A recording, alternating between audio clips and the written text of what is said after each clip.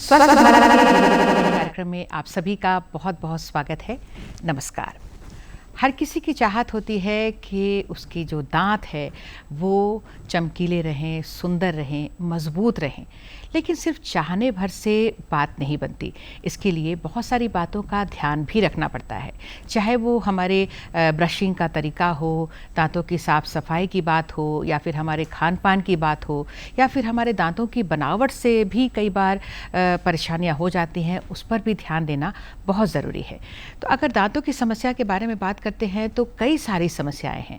तो आज इन्हीं बातों का ध्यान में रखते हुए हमने जीवंत फोन इन कार्यक्रम का आयोजन किया है और विषय है हमारे दांतों की देखभाल, हमारे दांतों की विभिन्न समस्याओं के बारे में, उसके निजात के बारे में।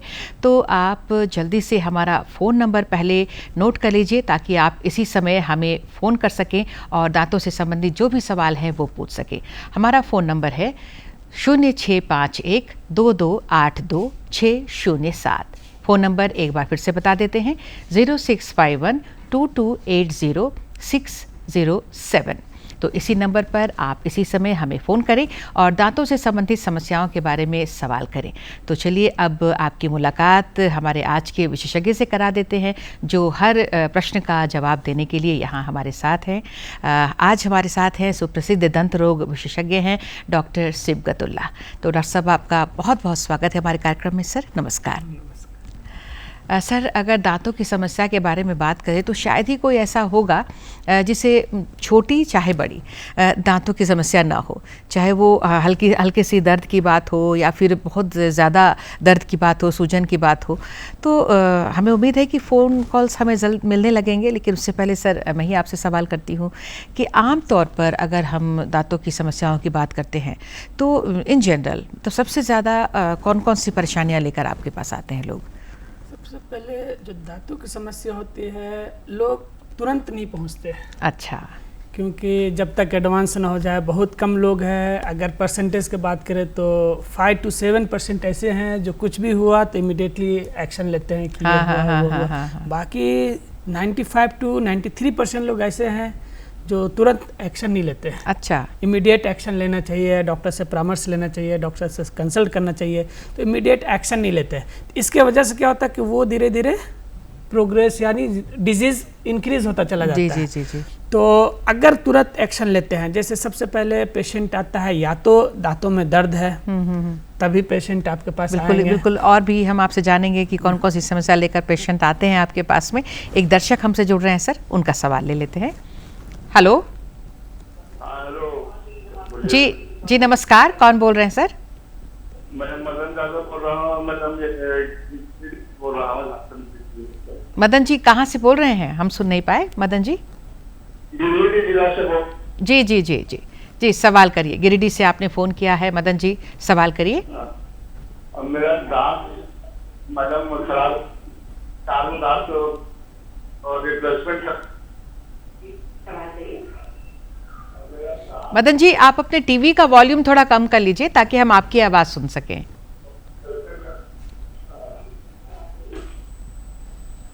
हाँ मैडम। हाँ जी। दांत जो है मुझे निकल तो दांत बचा हुआ है। वो भी ढीला हो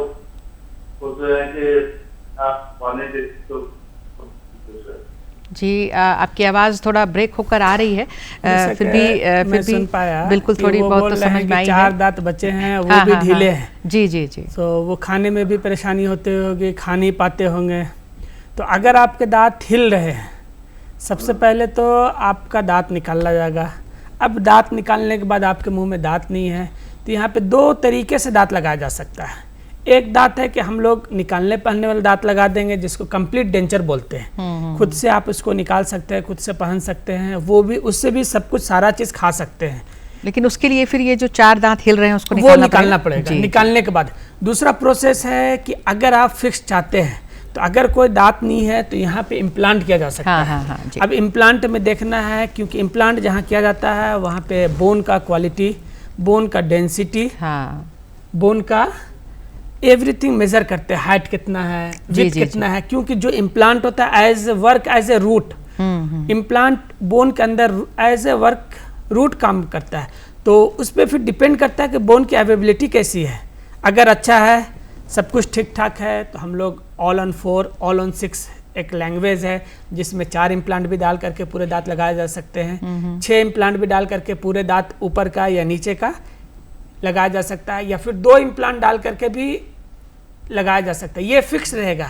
अगर हम लोग 2 इम्प्लांट, 4 इम्प्लांट, 6 इम्प्लांट लगा रहे हैं, तो 2 इम्प्लांट लगा रहे हैं तो उसको इम्प्लांट सपोर्टेड ओवरडेंचर बोलते हैं। अच्छा, यानी ये फिक्स रहेगा। इम्प्लांट से ये जो दांत हम लोग बनाएंगे वो फिक्स रहेगा, निकलेगा नहीं जब तक आप नहीं निकालेंगे। 2 इम्प्लांट वाले में।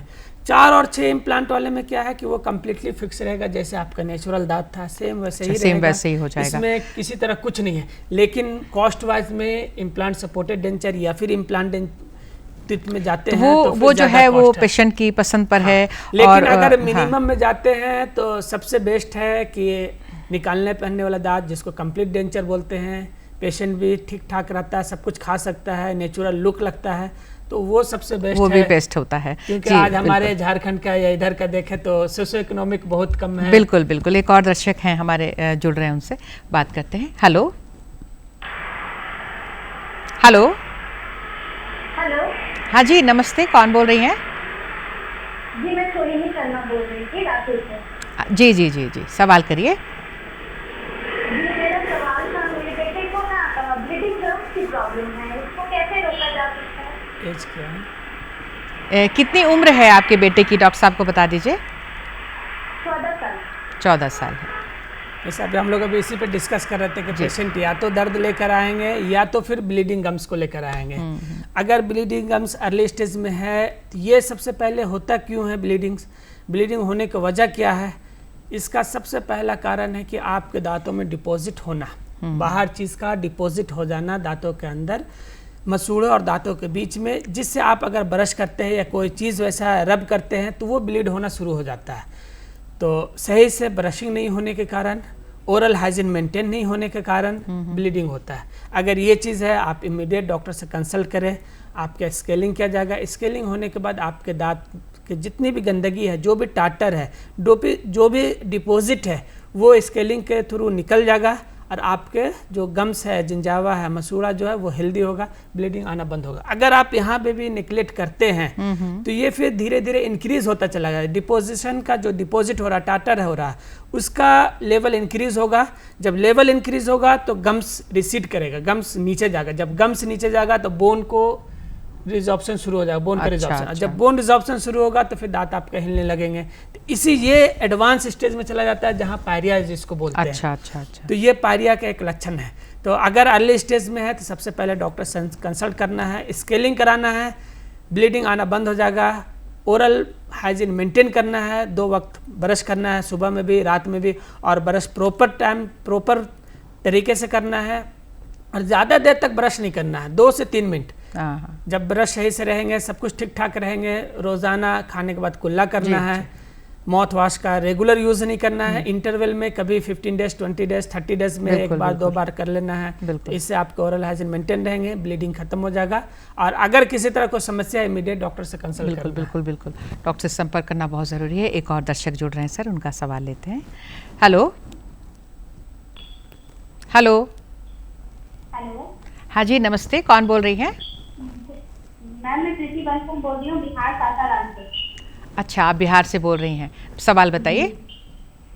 मैम मैं पूछ रही थी कि जब दांतों में सड़न हो जाती है, डॉक्टर के पास जाने से वो 2 ऑप्शन देते हैं, या तो निकलवाना है दांत या तो फिर उस पर आरसीटी करवाना, कौन सा ऑप्शन ज़्यादा सेफ रहता है? जी। सबसे पहले तो ये देखना है एक्सरे कर करके कि आपके दांत का कंडीशन कैसा है। अगर दांत के आपके कंडीशन अच्छे हैं, रूट्स अच्छा है, दांत मजबूत है, दांत में मोबिलिटी नहीं है, तो सबसे पहला प्रीफर है जो नेचुरल है उसको प्रिजर्व करना, निकालना एट द एंड स्टेज है। क्योंकि आप जब उसको सेव नहीं कर सकते, बचा नहीं सकते, तब तो निकाल देना है। लेकिन जब आपके दांत अच्छे हैं, हेल्दी है, मतलब कि सिर्फ हिल नहीं रहा है, मसूड़ा ठीक ठाक है, तो उसमें रूट कैनाल करना बेस्ट है। रूट कैनाल कराइए, सबसे बेस्ट है। उसके बाद कैपिंग करा जाए, जैसे एज ए नेचुरल, जैसे पहले था आपका दांत वैसे ही है। अगर आप निकालते हैं दांत निकलवा दिए और फिर दांत नहीं लगाएंगे तो क्या होगा, जो अगल बगल के दांत है जहाँ से दांत निकालेगा तो वो ड्रिफ्ट होना शुरू हो जाएगा। ये जैसे ये बीच का दांत है, अगर यहाँ से निकल गया तो ये दांत ये साइड ड्रिफ्ट होगा, ये दांत ये साइड ड्रिफ्ट होगा। अगर नीचे के निकाले हैं तो ऊपर का दांत नीचे आना शुरू होगा, जिसको पैसिव रसम बोलते हैं। तो अगर दांत निकाल दिए हैं तो इमीडिएट दांत को रिप्लेस करना है, नहीं तो फिर एक दांत निकालने से बार बार प्रॉब्लम आपको आते रहेंगे। लेकिन जहाँ तक है कि दांत को सेव करना सबसे बेस्ट ऑप्शन है, आरसीटी के माध्यम से दांत को बचा लेना बिल्कुल बिल्कुल। अगर बचाने लायक स्थिति है दांत की तो पहला प्रेफरेंस जो है वो डॉक्टर्स भी देते हैं और पेशेंट की भी ये चॉइस होती है कि आरसीटी ही कर दें। तो और भी दर्शक हमारे फ़ोन लाइन पर होंगे, उनके फ़ोन आ ही रहे हैं। तब तक ये आरसीटी का सर आपने जो जिक्र किया है, तो आरसीटी क्या बहुत लंबा प्रोसेस होता है? देखिए मुझे सवाल ही नहीं करने दे रहे हैं दर्शक। एक और दर्शक हमसे जुड़ रहे हैं, उनका सवाल लेते हैं। Hello hello hello. हाँ जी नमस्ते, कौन बोल रहे हैं? हाँ नमस्ते, आदाब डॉक्टर साहब को भी आदाब। मैं फैजान बोल रहा हूँ मखमंदरो। फैजान जी कहाँ से बोल रहे हैं? मखमंदरो। अच्छा जी जी, सवाल करिए। डॉक्टर साहब ने क्या बताया कि दांत ज्यादा से ब्रश नहीं करना चाहिए, तो हम ब्रश करते हैं देर तक, आदत है देर तक करते हैं, क्या दांत खराब हो जाएगा, कमजोर हो जाएगा क्या, और या फिर ब्रश करना है तो सही तरीका क्या है? हाँ जी, बहुत अच्छा सवाल आपने किया है।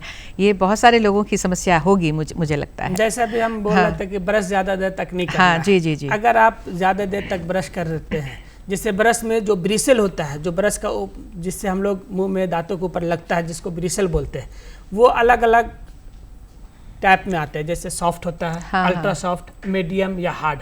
बिल्कुल। अगर आप हार्ड और मीडियम ब्रश यूज़ कर रहे हैं और ज़्यादा देर तक कर रहे हैं, जैसे हॉरिजॉन्टल डायरेक्शन, ये डायरेक्शन हॉरिजॉन्टल है, अगर इस डायरेक्शन में कर रहे हैं तो क्या होगा कि आपका मसूड़ा छोड़ता चला जाएगा और मसूड़े और दांत के बीच में एक घर्षण होगा, जिससे कट हो जाएगा, जिसको हम लोग सर्वाइकल एब्रेशन बोलते हैं।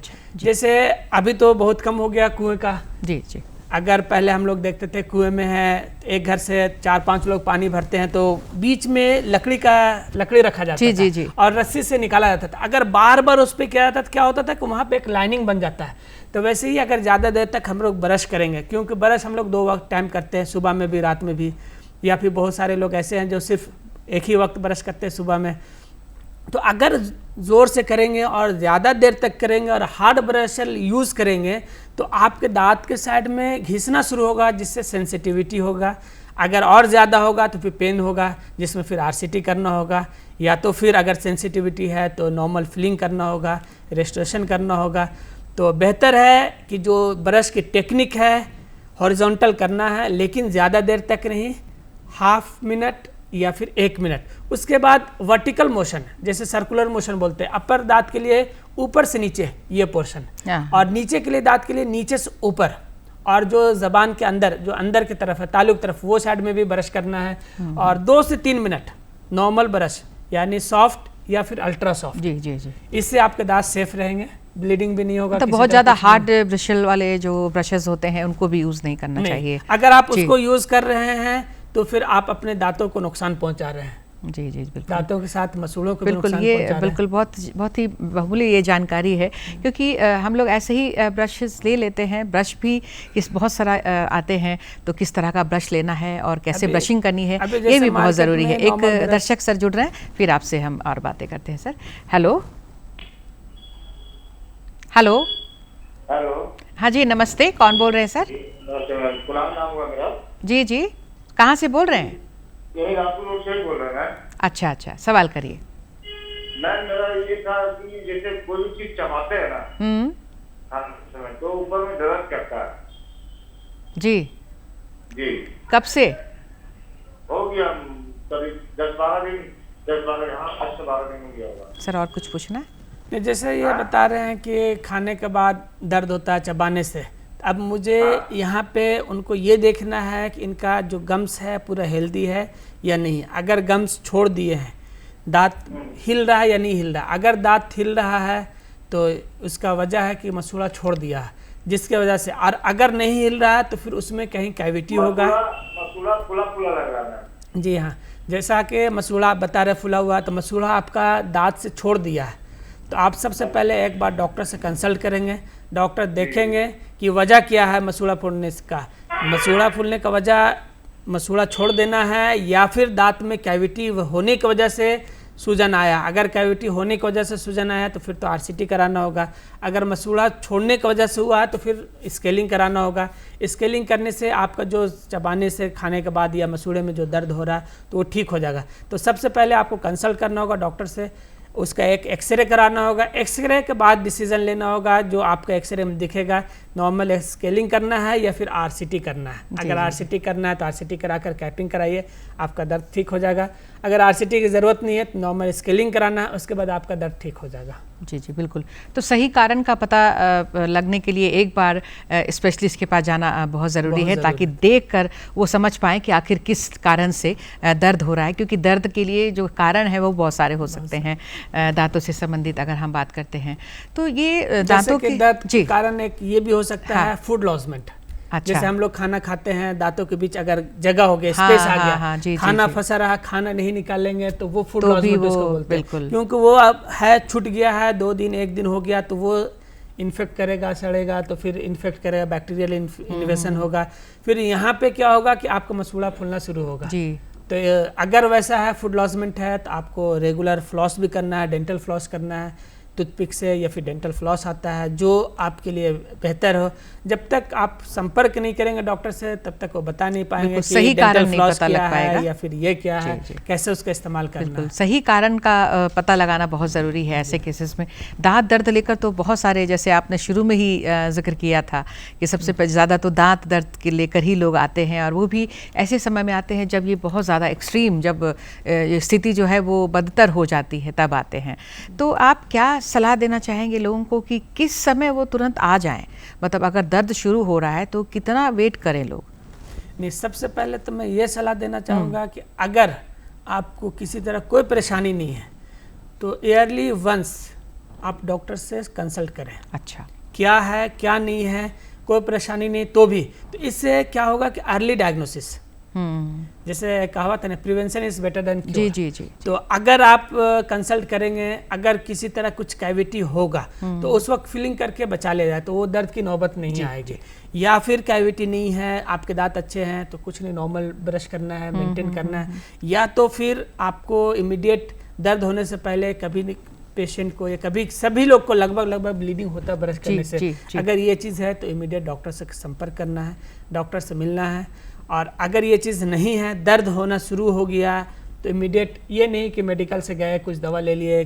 दर्द का वजह क्या है, सबसे पहले ये जानना बहुत ज़रूरी होता है कि दर्द का वजह क्या है। अगर दर्द का वजह कैविटी है तो फिर इमीडिएट उसका रूट कैनाल एक्सरे लेकर के आरसीटी वगैरह किया जाए। अगर दर्द का वजह कैविटी नहीं, फुड लॉजमेंट है तो उसका उपचार होगा वगैरह किया जाए। जी बिल्कुल बिल्कुल जो है बिल्कुल। कई बार लोग जो खैनी तंबाकू वगैरह जो खाते हैं या कुछ भी तंबाकू का एनी हाउ यूजेस करते हैं, इस्तेमाल करते हैं, उनके दांतों पर क्या विशेष असर पड़ता है, कुछ खराब असर पड़ता है? हाँ, खैनी या तंबाकू का अगर आप इस्तेमाल कर रहे हैं और इसका सेवन लंबे समय से है तो दांतों पे तो असर पड़ता ही है, साथ साथ जो बक्कल मुकोसा, गाल है या फिर गम्स है जहाँ पे हम मसूड़े पर रख रहे हैं, तो वो धीरे धीरे अपना जो सेंसेशन होता है वो छोड़ देता है, सेंसेशन उसमें खत्म हो जाता है और कलर भी चेंज हो जाता है। जैसे हम लोग का जो गम्स है या अंदर का चीक है वो रेड होता है, ब्लड सप्लाई में ज़्यादा होता है।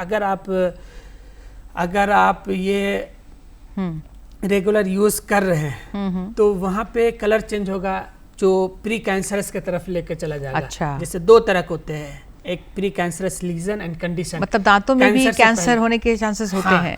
जैसे अगर आपके दांत में दर्द है, जख्म हो गया, आप निगलेक्ट करते चले जा रहे हैं, क्योंकि ये इमीडिएट नहीं होता, इसको ग्रोथ होने में मिनिमम 3 to 4 years लगता है। अच्छा। तो आपको अगर पेन हो रहा है, इमीडिएट आप डॉक्टर संपर्क किए, क्या है क्या नहीं, डॉक्टर इलाज किया।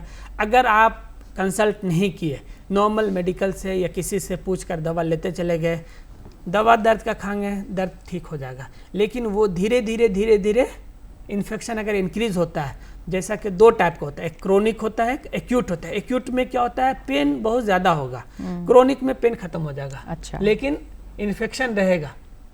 तो ये चीज़ कैंसर का क्या होता है कि वो लंबे समय तक ट्रीटमेंट नहीं होने के कारण जब इंक्रीज हो जाता है तब लोग को लगता है कुछ तो गड़बड़ है, बिल्कुल, जो अब बिल्कुल, तक नहीं बिल्कुल, हो रहा। बिल्कुल। और इसके आगे की बात जो क्या क्या कुछ होता है हम आपसे जानेंगे। एक दर्शक जुड़ रहे हैं, उनका सवाल लेते हैं। हेलो। हेलो, हाँ जी, नमस्ते, कौन बोल रहे हैं? पवन गुप्ता है। ये दांतों संबंधी विशेषज्ञों से बात हो रही है। जी जी, पवन गुप्ता जी, पहले बताइए कहाँ से बोल रहे हैं आप? ये रैनपुर गाँव है, थाना परबत्ता, जिला खगड़िया। अच्छा अच्छा, खगड़िया ज़िला से बोल रहे हैं जी। सवाल करें सर। ये दांतों से कुछ संबंधित बातें था। हाँ हाँ हाँ, जी जी, करिए ना। तो दांत जो है बहुत दर्द होता है और बीच बीच में जाए जो चाहिए आ जाए बीच बीच में खा गया, वो हल्का फुल्का दर्द करता है। जैसा कि अभी हम लोग बोल ही रहे थे कि कुछ इनसे पूछना है सर? जैसे आपके दांतों में जो बीच बीच में गड्ढा है, सारे दांतों में है या एक दो दांत में है? चौड़े में है, थोड़ा थोड़ा गड्ढा है, मतलब लंबा मार के। नहीं, बीच से है या साइड से है, गाल के तरफ से, या बीच में ऊपर जहाँ से खाना चबाते हैं वो साइड में? जहाँ खाना चलाते हैं वहाँ पर है। गड्ढा है। तो ये जो गड्ढा है ये दांतों के सड़न की वजह से, हाँ, तो ये दांतों के सड़न की वजह से गड्ढा होता है, क्योंकि कैविटी जब उसमें लगता है तो धीरे धीरे वहाँ से खाली होना शुरू हो जाता है। अगर ये चीज़ है तो आपको डॉक्टर से मिलना है, और मोस्टली उसमें RCT रूट कैनाल ट्रीटमेंट किया जाएगा। रूट कैनाल ट्रीटमेंट करने के बाद वो ठीक हो जाएगा। अगर आप छोड़ देंगे, ये एडवांस होगा, तो फिर दांत आपको निकालना पड़ेगा, दांत हिलने लगेंगे तो दांत निकालना पड़ेगा। तो बेहतर है कि आप उसमें रूट कैनाल ट्रीटमेंट RCT कराइए, क्योंकि अगर कोई डिजीज़ आ गया है तो दांतों की समस्या ऐसा है कि वो दर्द से दवा से ठीक नहीं होगा। जो कॉज है उस कॉज को निकालना होगा। जैसे अगर दांत में दर्द है, दर्द का वजह क्या है वो पता करना है। अगर आपके दांत में सड़न है, कैविटी लगा हुआ है, पल्प तक पहुंच गया है, तो उसमें रूट कैनाल कराना है। रूट कैनाल करने के बाद आपके दांत का दर्द खत्म हो जाएगा। या तो फिर दांत अगर आप निकाल देते हैं तो दांत वहाँ से खाली होगा, फिर दांत आपको लगाना होगा। नहीं लगाएंगे तो बहुत समस्याएँ हैं, दांत टेढ़े मेढ़े हो जाएंगे, ड्रिफ्ट हो जाएगा, ऊपर के दांत नीचे आएगा, नीचे के दांत ऊपर चला जाएगा। तो सबसे पहले कंसल्ट करना है डॉक्टर से, और अगर बेहतर है, डॉक्टर अगर राय देता है कि नहीं इसमें RCT कराइए, तो फिर RCT कराकर उस दांत को बचाया जाए, क्योंकि उसी दांत से चबाकर खाते हैं। अगर चबाकर नहीं खाएंगे तो उसके साथ साथ बहुत सारी बीमारियां आएंगे, क्योंकि डाइजेशन सही नहीं होगा। जब डाइजेशन सही नहीं होगा तो उससे एसिडिटी का प्रॉब्लम होगा, उससे फिर और परेशानी मतलब दांतों के अलावा और भी कई सारी परेशानियां जो हैं, शारीरिक परेशानियां, वो हो सकती हैं। इसलिए जल्द से जल्द इलाज के लिए इनको जाना ही चाहिए। जो हम लोग इस फ़ोन से पहले सर बात कर रहे थे, जो कैंसरस जो हो जाती है स्थिति, तो उसमें फिर क्या आपने क्या आप बताने वाले थे? हाँ, कैंसरस में जैसे अभी हम लोग बात कर रहे थे कि अगर पहले में पेशेंट पहुंच जाता है तो उसका अर्ली डायग्नोसिस होगा, तो इमीडिएट उसका बायोप्सी किया जाएगा। बायोप्सी करने के बाद उसका सर्जरी है, सर्जरी किया जाएगा, नॉर्मल हो जाएगा, किसी तरह कोई इशू नहीं है। तो लोग इसमें डर जाते हैं, कैंसर हो गया अब बचना नहीं है, अब मर जाना है। नहीं, मेडिकल फील्ड बहुत एडवांस हो चुका है। किसी तरह का भी कैंसर हो, कोई सा भी कुछ हो, उसका सर्जरी है। हाँ, इसमें स्टेजेस है, जैसे stage 1, stage 2, stage 3, stage 4। Stage 3 तक सर्जरी किया जाता है। स्टेज 4 का मतलब है कि एक जगह से दूसरे जगह फैल जाना, बॉडी के दूसरे हिस्से में। स्टेज 4 में सर्जरी नहीं किया जाता है, इसमें पैलिएटिव ट्रीटमेंट दिया जाता है। जो दर्द है, दर्द के लिए दिया जाएगा, किसी तरह का और कुछ इसके साथ परेशानी है तो उसके लिए ट्रीटमेंट, इसको पैलिएटिव केयर बोला जाता है। तो अगर आप पहले मिलते हैं, पहले डॉक्टर संपर्क करते हैं, और ये सब लोग इसको डायग्नोस नहीं कर पाते हैं जी, इसके लिए स्पेशलिस्ट हैं। जैसे ओरल कैंसर के लिए मैक्सिलोफेशियल या सर्जिकल ऑन्कोलॉजिस्ट, ओरल ऑन्कोलॉजिस्ट, उससे आप कंसल्ट करना है। इसका सबसे पहले बायोप्सी जांच होता है। मतलब ये सर, इससे पहले लोगों को पता चलना चाहिए कि कुछ इस तरह के लक्षण उभर रहे हैं, अगर दांतों में या मुंह में कहीं पर भी हो रहा है, मसूड़ों में या कहाँ पर भी, तो कुछ ऐसे लक्षण शुरुआत में दिखाई दे तभी तो लोग जाएंगे। लक्षण है इसका सबसे पहले पेन होना, और पेन बहुत ज़्यादा होगा दांतों में या फिर जिस एरिया में कैंसर का रूप ले रहा है। हाँ, अच्छा, उस एरिया में, अगर उस एरिया में पेन बहुत ज़्यादा होगा, अनबेरेबल पेन होगा, और पेन हमेशा नहीं रहेगा, कुछ दिनों के बाद पेन धीरे धीरे सबसाइड करेगा, क्योंकि वो क्रोनिक की तरफ जब जैसे डाइवर्ट होगा पेन खत्म हो जाएगा। जब पेन खत्म होगा तो फिर धीरे धीरे इन्फेक्शन इंक्रीज होता चला जाएगा, ब्लीडिंग होगा। जैसे अगर मसूड़े में है या गाल्स में है या टंग में है, कहीं पे भी कैंसर है तो टच भी करेंगे तो ब्लीडिंग बहुत ज़्यादा होगा। जी। तो अगर ये सब चीज़ें हैं तो इमीडिएट डॉक्टर से संपर्क करना है। इसका बायोप्सी होगा, बायोप्सी में किस तरह का कैंसर है, कैंसर है तो उसका और स्टेज बायोप्सी से पता नहीं चलता है। उसके लिए पेट सीटी स्कैन करना है, पेट स्कैन करना है, उससे देखना है कि एक जगह से दूसरे जगह तो नहीं हुआ है। अगर बॉडी के दूसरे हिस्से में चला गया, जैसे बोन में चला गया, लंग्स में चला गया, तो फिर मुश्किल हो जाता है। तो जैसे कि कैंसर के बारे में भी कहते हैं कि तुरंत जांच ना आए, आँच ये कहते हैं हम लोग। तो इसकी भी अगर शुरुआत में पता लग जाए तो ये मतलब ठीक हो सकता है। अगर शुरुआत तो ठीक हो नहीं सकता, 100% वो ठीक होगा। जी जी। क्योंकि सर्जरी होगा, सर्जरी होने के बाद जो एरिया उस सर्जरी करके उस एरिया को काट के निकाला जाता है, वो ठीक हो जाता है। अब वहाँ पे फिर अगर जो डिफेक्ट है या तो फिर मसल से या बोन से या फिर प्लास्टिक सर्जरी के द्वारा जो जैसा पहले था वैसे बनाया जाता है, हो सकता है। एक और दर्शक जुड़ रहे हैं, उनसे सवाल लेते हैं। Hello hello. नमस्ते सर। हाँ नमस्ते, कौन बोल रहे हैं? हम अभी जो बात किए थे ना पवन गुप्ता जी, उनके लड़के बात कर रहे हैं। हम पिताजी को तो जो है दांत की समस्या है, वो तो रोटी चबा नहीं जाता, उसके लिए थोड़ा कोई उपाय बताइए। हेलो जी। रोटी नहीं चबा जाता है, सबसे पहले तो ये देखना है कि दांत हिल रहा है या नहीं हिल रहा। अगर दांत हिल रहा है तो दांत तो फिर निकालना होगा। दांत नहीं हिल रहा है तो फिर उसमें रूट कैनाल ट्रीटमेंट RCT कराना होगा। क्योंकि अगर आप दांत निकाल देंगे, दांत मजबूत रहेगा, निकाल देंगे तो खाने में समस्या होगी, जैसा अभी बता रहे हैं कि चबा नहीं पाते हैं। तो सबसे पहले उसका कॉज देखना होगा कि वजह क्या है। क्या हिल रहे हैं दांत? जी दांत आपके हिल रहा है? दांत को हमको टूट गया, 4-5 को दांत था, क्या करें, रोटी खाने में दिक्कत रहता है। नहीं तो जैसे कि दांत आपका चौवा वाला जो दांत है, पीछे के दांत, वो हिल रहा है या फिर उसमें कैविटी सड़न वगैरह कुछ है? जी हिल रहा है। अगर हिल रहा है तब तो वो फोन लाइन कट गया है सर। हिल रहा है तब तो वो निकालना पड़ेगा। और अगर नहीं हिल रहा है, 4-5 दांती है जैसा इन्होंने बताया, 4-5 दांती सिर्फ है, तो उसको निकाल करके ऊपर नीचे का सेट बनाया जाए, जैसा कि पहले ही हम लोग बोले थे कंप्लीट डेंचर, तो उससे फिर आराम से खाया पिया जा सकता है। जी समझ जी गए? बिल्कुल बिल्कुल। तो ये चूंकि उम्र भी है इनकी और कम दांत है, तो एक बार दिखाकर सही तरीके से जांच करो और एक बार इलाज ले ले तो अच्छा होगा। सर फोन लाइन पे बहुत सारे हमारे दर्शक जो हैं वो अभी भी बने हुए हैं, लेकिन अब समय इजाज़त नहीं दे रहा है। सर मैं तो आज आपसे एक भी सवाल लगभग नहीं ही कर पाई लगता है। तो सर आप यहाँ आए, बहुत अच्छा लगा हमें, और हमारे दर्शकों को देखिए बहुत अच्छा लगा, उनको इतने सारे फ़ोन्स आए हैं और आपने उनके जवाब दिए हैं। सर आपका हम बहुत बहुत धन्यवाद करते हैं अपने सभी दर्शकों की तरफ से, हमारी तरफ से आपका बहुत बहुत धन्यवाद। नमस्कार। और आप सभी दर्शकों को भी बहुत बहुत धन्यवाद। नमस्कार।